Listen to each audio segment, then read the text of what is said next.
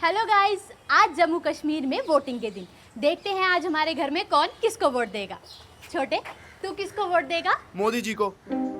मोदी जी देंगे अग्निवीरों को जम्मू सरकारी नौकरी में 20% का कोटा। जम्मू को आईटी हब बनाएंगे और यहाँ मेट्रो भी लाएंगे। भाभी, आप? बस मोदी जी को। मोदी जी देंगे जरूरतमंदों को अटल आवास योजना के तहत 5 मरला जमीन। जी आई। मोदी जी और कोई है ऐसा? मोदी जी देंगे सालाना 2 LPG सिलेंडर गैस, वो भी बिल्कुल मुफ्त। तो रसोई चलाना होगा और भी आसान। और मैं मोदी जी को। मोदी जी देंगे इस बार मेडिकल में 1000 एक्स्ट्रा सीट। किसी ने भी आज तक ऐसा नहीं किया। और भैया आप? मोदी जी, अरे मोदी जी देंगे किसान सम्मान निधि से 10,000 और हर एक किसान को कृषि उपकरण और खाद पे मिलेगी सब्सिडी और खेती हो जाएगी और भी बेहतर। और दादी आप? मोदी जी को।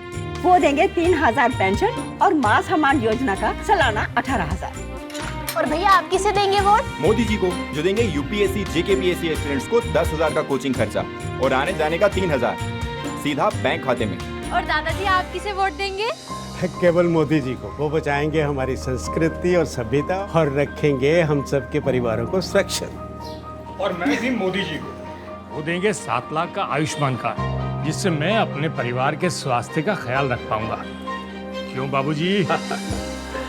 चल अब तू बता, तू आज अपना पहला वोट किसे देने जाएगी? मैं मोदी जी को। मोदी जी देंगे लाखों स्टूडेंट्स को लैपटॉप्स, टैबलेट्स, यानी एजुकेशन बनेगी डिजिटल। अब चलें, मोदी जी इंतजार कर रहे हैं। चलो दादाजी। शांति, स्थिरता और विकास, जम्मू कश्मीर को मोदी पर विश्वास। आदर्श जी, मैं आप ही के पास आऊंगी। आज पीएम ने कहा कि नेशनल कॉन्फ्रेंस, PDP और कांग्रेस ये पुराने समय को वापस लाना चाहते हैं, डोगरों को यहाँ पर भ्रष्ट बता रहे हैं। यानी कि देश का जो सबसे भ्रष्ट परिवार है वो डोगरों को भ्रष्ट बता रहा है। इस तरह से बड़ी बातें उन्होंने कह दी। उन्होंने कहा कि जो विकास हुआ है जम्मू कश्मीर के अंदर, उससे भड़क गया है ये विपक्ष। आशा जी, प्रधानमंत्री जी जम्मू, उनको पता है ये तीसरा जो चरण है जम्मू डिस्ट्रिक्ट, सांबा और कठुआ, उधमपुर के लिए बहुत, जम्मू का भारतीय जनता पार्टी के लिए बहुत ही इंपॉर्टेंट है। उन्होंने जो बात कही है बिल्कुल सही कही है और जैसा उनके मैनिफेस्टो में भी सब कुछ है। लेकिन एक बात हमें माननी पड़ेगी कि प्रधानमंत्री जी ने जम्मू के ज्योग्राफिकली हर चीज को बड़ी नजदीकी से देखा और उसके अपने भाषण में उनको उसका जिक्र किया, हर चीज का। उन्होंने कोई चीज छोड़ी। अगर कठुआ के मेडिकल कॉलेज की बात की, जम्मू के तभी रिवर फ्रंट की बात कर रहे हैं, जहाँ तभी की आरती पूजा की बात कर रहे हैं, अखनूर ब्रिज की बात कर रहे हैं या हाईवे की बात कर रहे हैं, हर छोटी छोटी चीज जो जम्मू के साथ है, जो डोगरों के साथ जुड़ी हुई है, वो जम्मू के साथ जुड़ी है, जो उनकी उन चीजों का उन्होंने जिक्र यहाँ पे किया। जहाँ तक नेशनल कॉन्फ्रेंस का सवाल है, तो उनके मैनिफेस्टो में वो 370 को वापस लाना चाहते हैं, 35 को वापस लाना चाहते हैं, फिर वापस जाना चाहते हैं। वो सारी चीजें मैनिफेस्टो में, जो कुदरती बात है, इन पे वो बात करेंगे ही। प्रधानमंत्री जब आए हैं तो जो उनके विरुद्ध जो पार्टी है, जो उनके विरुद्ध जो बातें आएंगे वो सामने लाएंगे। लेकिन डेवलपमेंट के ऊपर उन्होंने आज खुल के बात की जम्मू कश्मीर के बारे में, और खासकर जम्मू के बारे में उन्होंने इस तरह से जिक्र किया जिस तरह की जम्मू के चप्पे चप्पे को वो जानते हैं, जम्मू की भौगोलिक स्थिति को बड़े अच्छी तरह से जानते हैं, हर चीज को वो जानते हैं। बिल्कुल जुनैद ने ठीक कहा कि उनको लिखा हुआ भाषण नहीं था उनके पास, उनको पता था तभी कहाँ है, उनको पता था कि यहाँ पे क्या ब्रिज बन रहा है, उनको पता हर चीज का, यहाँ क्या डेवलपमेंट हो रही है, मेडिकल कॉलेज की एक पोजीशन क्या है, हर चीज का उनको पता था। और हर चीज उन्होंने आज अपने भाषण में कही, कोई कसर उन्होंने छोड़ी ही नहीं, क्योंकि अंतिम भाषण था जम्मू कश्मीर में चुनावों से पहले का, तो इसलिए उन्होंने कोई कसर छोड़ी ही नहीं। आज पूरी तरह से लोगों को समझाने की कोशिश की, डेवलपमेंट के बारे में समझाने की कोशिश की, अपोजिशन के बारे में बताने की कोशिश की, उनके आपस में गठबंधन के बारे में बताने की कोशिश की। उनके कोई चीज आज छोड़ी नहीं जिसके बारे में कोई बात ना की उन्होंने। लेकिन उन्होंने आज एक बड़ा सवाल रखा, एक बड़ी बात उन्होंने कही। उन्होंने कहा कि नक्सलियों के कब्जे में है कांग्रेस, और घुसपैठिए जब आते तो कांग्रेस को अच्छा लगता है, उन्हें लगता है कि वोट बैंक बढ़ गया। बात यह है कि ये कुछ बातें ऐसी हैं, सबको पता है, सबको दिख रहा है जम्मू के अंदर किस तरह से घुसपैठिए आए हैं, कहाँ कहाँ बसे हैं, सब कुछ है।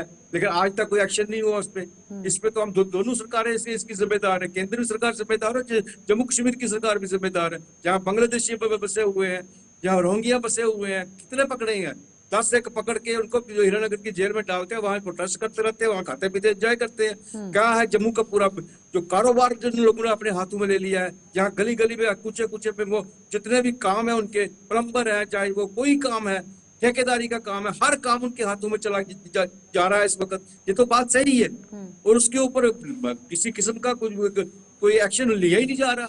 इनको निकालने की बात ही नहीं हो रही, एक बार नहीं, आज से 10-12 साल से हम चला रहे हैं। बार-बार इस बात पर डिस्कस कर रहे हैं कि जम्मू बड़ी बात कही गई, यहाँ तक एसटी सीट्स को रोंगिया लेकर। मोहल्ला, बांग्लादेशी मोहल्ले नाम के मकान बने हुए, मोहल्ले इनके बने हुए, और इससे ज्यादा क्या हो सकता है? ठीक है आदर्श जी, ठीक है।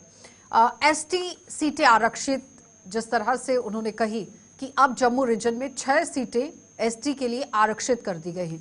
ना ये काम नेशनल कॉन्फ्रेंस ने किया, ना पीडीपी ने किया, ना कांग्रेस ने किया, लेकिन लगातार आप देखिए गुज्जर, बकरवाल, पहाड़ी, हर समुदाय को लेकर बड़े सवाल दागे गए। पहाड़ी स्टेटस को लेकर आलोचना की गई कि ये तो होना ही था, कौन सी बड़ी बात हो गई। तो अगर होना था तो फिर अपने समय में क्यों नहीं हुआ? जुनेद, बिल्कुल आपकी बात सही है। देखिए मैं कुछ चीजें जो है, जैसे कहते हैं ना कि कुछ सच्चाइयां हैं, आप उनको झुठला नहीं सकते। एक सबसे बड़ी सच्चाई ये है कि पहाड़ी कबीला के लोगों की जो लड़ाई थी, वो लड़ाई पहाड़ी मुसलमानों की भी थी, पहाड़ी हिंदुओं की भी थी, पहाड़ी सिखों की भी थी, सबकी लड़ाई थी। और अलग अलग कालखंडों में लोगों ने एसटी की मांग की, और हम नहीं कह रहे, नेशनल कॉन्फ्रेंस के एक समय के बड़े नेता और इस समय बीजेपी के सुरनकोट से प्रत्याशी सैयद मुश्ताक बुखारी ने बाज़ाबिता कहा कि नेशनल कॉन्फ्रेंस पहाड़ी कबीला के एसटी को लेकर कभी गंभीर थी ही नहीं, और वो देना ही नहीं चाहते थे, लेकिन बीजेपी ने वो कर दिया।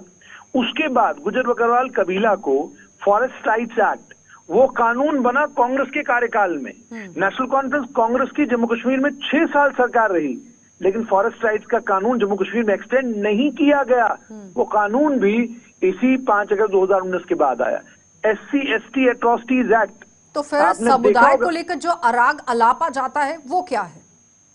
देखिए जहां तक समुदाय का ताल्लुक है, मैंने आपको साफ तौर पर बोला, आप धर्म के नाम पर राजनीति करें तो चलेगा, और कोई और करने लग जाए तो आप कहते हो जनाब ये तो बड़ी गलत बात हो गई, भारत का संविधान खतरे में आ गया, भारत का सेकुलरिज्म, सोशलिज्म सब खतरे में आ गया। हमने जम्मू कश्मीर में धर्म की राजनीति ठीक 1947 से साल 2024 तक, आज के दिन तक जम्मू कश्मीर में धर्म की राजनीति दबा के हो रही है, धार्मिक धर्मगुरुओं का इस्तेमाल किया जाता है, ये सारी चीजें होती हैं। इसीलिए मैंने कहा जिस दिन जम्मू कश्मीर की जनता जनार्दन है, वो बेहतर तरीके से समझती है कि उसे अपना काम किस तरह से करना है। जुनैद, बहुत बहुत धन्यवाद जुड़ने के लिए। आदर्श जी, आपका भी बहुत बहुत धन्यवाद जुड़ने के लिए। तो फिलहाल आज आपने देखा कि प्रधानमंत्री नरेंद्र मोदी ने 3 पार्टियों पर किस तरह से निशाना साधा, लेकिन अब 8 अक्टूबर को क्या कुछ रिजल्ट होगा ये तो आने वाला समय बताएगा। आप देखते रहिए कार्यक्रम।